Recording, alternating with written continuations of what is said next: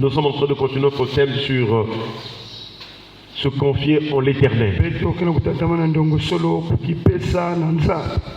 Et nous avons compris que c'est un thème fondamental parce que nous, Dieu veut que nous puissions lui donner notre cœur. Et nous sommes en train de voir aussi les signes. Quels sont les signes caractéristiques d'un cœur qui s'est confié en l'Éternel? Pour l'instant, nous en avons deux signes. Le premier signe, c'est craindre Dieu. Toujours dans Proverbes chapitre 3, nous sommes en train de vivre. Craindre Dieu, ça veut dire se détourner du mal. Le deuxième signe, c'est honorer l'Éternel. Et l'Esprit du Seigneur nous a conduit à se poser la question, mais qui est l'Éternel? Parce que nous ne pouvons pas honorer l'Éternel si nous ne le connaissons pas. Les morts ne peuvent pas louer l'Éternel. Pour louer Dieu, il faut la vie. Voilà pourquoi Dieu demande à toutes les nations, parce qu'il y a la vie, de louer l'Éternel.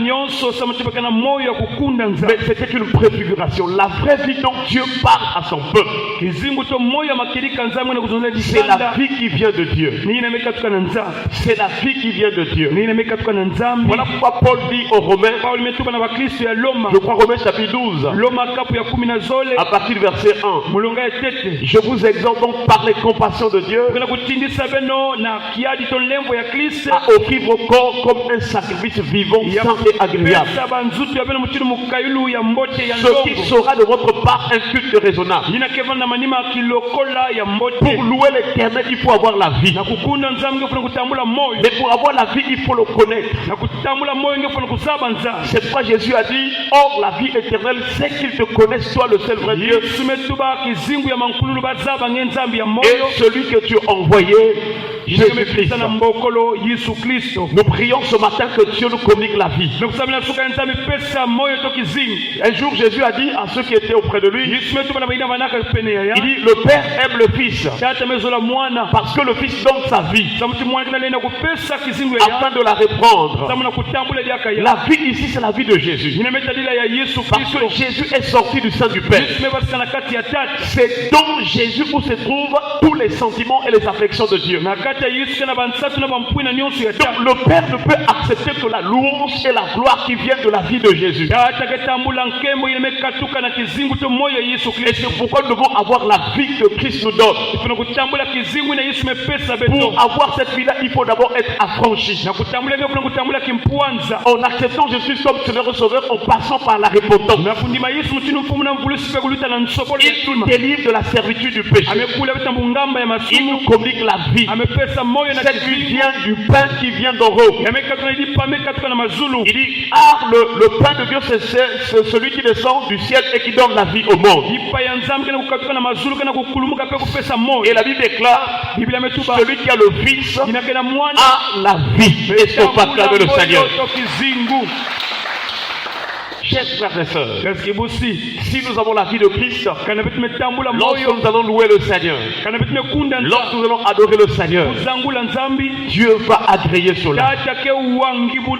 Parce que Dieu aime le Fils. Le Père aime le Fils. Chers frères et sœurs, et donc nous sommes sur deux points. Qui est l'Éternel? Le premier point, c'est que l'Éternel est mon berger, je ne manquerai de rien. C'est lui qui tient mon âme. C'est lui qui protège mon âme. C'est lui qui pardonne mon âme. C'est lui qui guérit mon âme. C'est lui qui est le gardien de mon âme. Et Jésus est venu comme le bon berger. Il a dit, le bon berger, c'est celui qui donne sa vie pour ses brebis. Et il y a une seule personne qui a donné sa vie pour les autres. Pour les brebis. Ce jour-là, la Pentecôte, l'apôtre Pierre était en train de prêcher. Les gens pensaient que le salut était destiné seulement aux Juifs qui étaient à Jérusalem.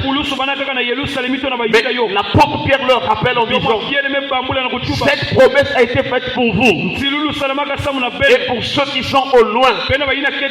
En aussi grand nombre, l'Éternel l'Éternel notre Dieu, le Seigneur notre Dieu les appellera et sont acclamés le Seigneur. Chers frères et sœurs, il faut connaître l'Éternel. Il faut avoir la vie par Jésus-Christ.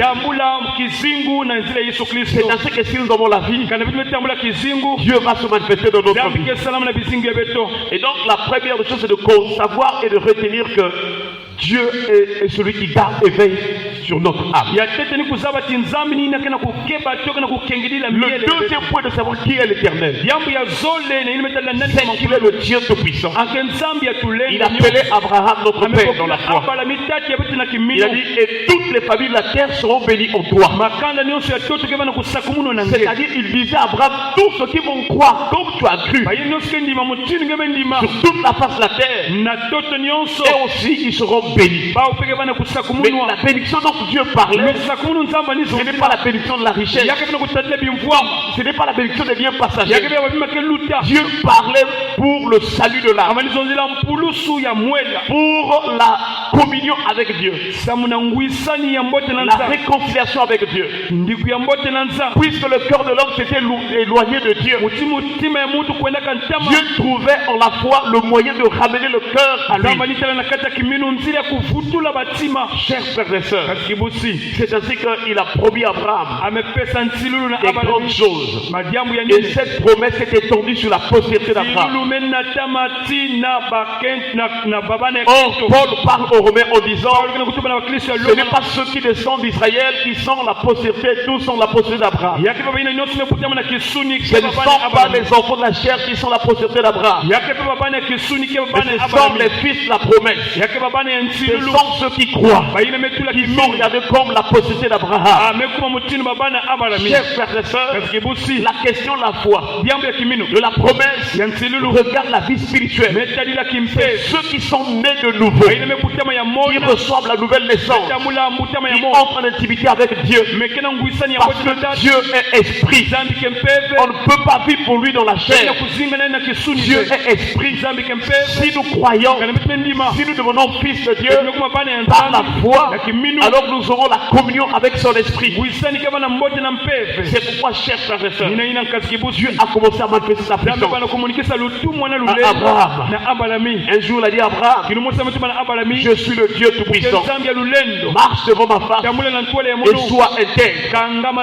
Alors, pour vivre avec Dieu, il faut obéir à ses commandements, à ses principes. Dieu veut nous voir vivre la droiture et la justice. Et c'est alors que nous vivrons ce qu'il nous a demandé. C'est-à-dire ce qu'il nous a promis. Chers frères et sœurs, c'est dans l'obéissance que nous allons vivre ce que Dieu nous promet et ce que Dieu nous commande. Et tout au long du parcours d'Abraham, il a vu des choses étonnantes. Et dans Genèse 18, 14, que nous avons vu dernièrement, Dieu dit, y a-t-il quelque chose qui soit étonnant de la part de l'Éternel? Y a-t-il rien qui soit étonnant de la part de l'Éternel? Il dit l'année prochaine, au temps fixé, à cette même époque, Dieu est le Dieu des temps et des circonstances. C'est lui qui a créé toutes choses. Il y a un temps convenable pour ta vie. Il y a un temps de visitation pour toi. Marche dans la droiture. Pratique ce qui est juste devant Dieu. Et Dieu te visera au temps marqué. Ce n'est pas à toi de calculer le temps. Il y a un Dieu qui connaît les temps de visitation. Il te fera du bien. Il te lèvera. Il te rendra prospère. Il te bénira. Comme il a béni Abraham, Isaac et Jacob. Cette bénédiction est pour la génération qui est arrivée à la fin des temps. Et cette génération, c'est l'église de Jésus-Christ. Est-ce qu'on peut acclamer le Seigneur? Dieu voulait un peuple bien disposé. Un peuple qui a la foi. Oui, la loi était là pour préparer un peuple. La loi montrait le péché, mais elle ne pouvait pas sauver. Jusqu'à ce que la génération de la foi qui devait arriver, afin que Dieu accomplisse en notre faveur toutes les promesses, toutes les choses qui étaient une préfiguration, bien une ombre des biens à venir. Nous sommes donc heureux de croire en Jésus. Notre foi n'est pas vaine. Nous sommes heureux. Nous sommes heureux parce que nous vivons ce que Dieu avait dit dans l'Ancien Testament, qui était sous la forme d'une ombre. Nous vivons le véritable. Est-ce qu'on peut acclamer le Seigneur? Un jour, nous voyons Isaac en train de bénir son fils. Il est en train de bénir Jacob. Et il prononce des paroles de bénédiction. Parce que lorsque Dieu manifeste sa toute puissance, il manifeste par des choses qui peuvent arriver. Des choses qui dépassent notre entendement. C'est ainsi que Abraham et Sarah étaient déjà avancés en âge, mais ils ont eu un fils qu'on appelle Isaac. Et Isaac est en train de bénir Jacob. Tout le monde, tout ce qui marchait la foi, croyait que Dieu est le Dieu Tout-Puissant. À cause de ce que Dieu faisait dans ceux qui avaient la foi en lui. Même les païens de leur époque croyaient que l'Éternel est le Tout-Puissant. Nous prions que cette année, tes amis, tes connaissances, les membres de ta famille découvrent que ton Dieu est le Dieu Tout-Puissant. Que Dieu opère des grandes choses. Afin que dans ton quartier, dans ton secteur, dans tes relations, que l'on réalise que l'Éternel est avec toi. Comme avait dit le roi de Guérar, le roi Abimelech l'a dit à Isaac, nous voyons que l'Éternel est avec toi. Parce qu'ils avaient combattu Isaac. Ils lui disputaient chaque jour. Ils ont mené des querelles contre ses entreprises. Malgré tout ce qu'ils ont fait pour vouloir détruire les entreprises d'Isaac, ils n'ont pas pu parce que l'Éternel a mis Isaac au large. Est-ce qu'on va acclamer le Seigneur? Et les ennemis d'Isaac ont cherché la paix à Isaac en disant, nous voyons que l'Éternel est avec toi. Faisons la paix. Est-ce qu'on va acclamer le Seigneur? Et Isaac a béni Jacob. Nous sommes dans Genèse chapitre 28, le verset 3. Jacob s'apprête à s'en aller à Padan Aram. Isaac le bénit en disant, que le Dieu Tout-Puissant te bénisse, te rende fécond et te multiplie, afin que tu deviennes une multitude de peuples. Il te donne la bénédiction d'Abraham, à toi et à ta postérité avec toi, afin que tu possèdes le pays où tu habites comme étranger, et qu'il a donné à Abraham. Nous aussi, en tant que parents, nous devons bénir les autres. En tant que frères et sœurs en Christ, nous devons bénir les autres. Nous devons bénir les autres par l'Éternel Dieu Tout-Puissant. Et toutes les bénédictions que eux ils libéraient par le Dieu Tout-Puissant s'accomplissent. Est-ce qu'on va acclamer le Seigneur? Mais nous voyons en Abraham que toutes ces choses étaient liées à la foi. Tout ce qu'on disait c'était lié à la foi. Et il y a un pays que tu avais promis, la terre promise, Canaan. La Bible déclare que tous ceux en qui ou bien sur qui Dieu a libéré la promesse pour la terre promise, ils les ont salués de loin. Ils n'ont pas vécu vraiment ces bénédictions en tant que telles. Parce que Dieu est en train de nous préparer à comprendre qu'il y avait un autre pays, il y avait une autre cité qui n'est pas de ce monde. Tout ce que Dieu a dit à l'Ancien Testament jusqu'au Nouveau Testament, Dieu est en train de nous préparer à partir des choses naturelles de comprendre ce qui est spirituel, car nous sommes voyageurs et étrangers sur la terre.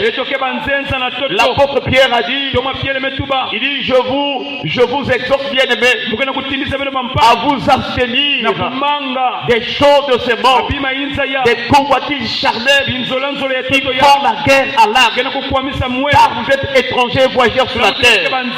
Nous sommes de passage de la terre et un jour nous quitterons cette terre nous devons nous préparer. Paul a dit aux Philippiens, nous sommes citoyens des cieux, nous nous attendons aussi notre Seigneur et Sauveur Jésus-Christ, qui viendra de la gloire et qui transformera le corps de notre humiliation en le rendant semblable au corps de sa gloire. Nous attendons la gloire à venir. Ne perds pas ton temps dans les plaisirs de ce monde. Dieu est en train de nous préparer une gloire à venir. Nous devons nous préparer. Nous devons nous préparer. Et le pays dont il parlait, c'était la cité céleste. Dans Hébreux chapitre 11, il est écrit, car il attendait la cité qui a des solides fondements. C'est notre Dieu est l'architecte et le constructeur. Et Jésus va exhorter les disciples. Il dit que votre cœur ne se trouble point. Croyez en Dieu, croyez en moi. Dans la maison de mon Père, le ciel, les cieux, il y a plusieurs demeures. Si cela n'était pas, je vous l'aurais dit. Je m'en vais vous préparer une place. Et que lorsque je m'en serai allé, que je vous préparerai une place, je reviendrai, je vous prendrai, afin que là où je suis, vous y soyez.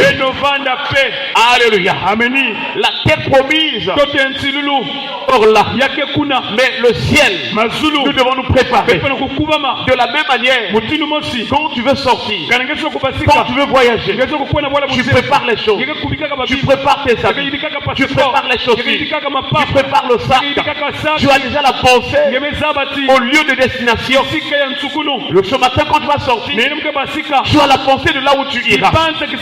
Nous aussi, pendant que nous y sommes, nous devons nous préparer, car la destination, Jésus a déjà préparé la place. Les temps sont finis. Les temps sont finis.